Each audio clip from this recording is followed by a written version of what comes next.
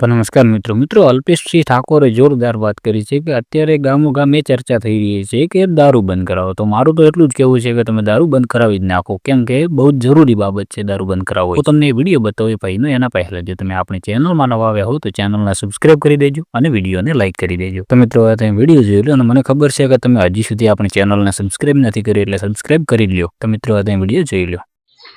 અત્યારે ગામે ગામ એક જ ચર્ચા થાય છે કે દારૂ બંધ કરો, અને હું તો કહું દારૂ બંધ થઈ જવો જોઈએ ગામે ગામ. કેમ કે આપણે જોઈએ છીએ કેટલી બહેનો વિધવા થાય છે દારૂના લીધે, તો કેટલા બરબાદ થઈ ગયા છે. એટલે ખરેખર હું તો કહું ગામે ગામ મિટિંગ કરો અને ગામે ગામ દારૂ બંધ કરાવો. જય માતાજી, જય ઠાકોર સમાજ.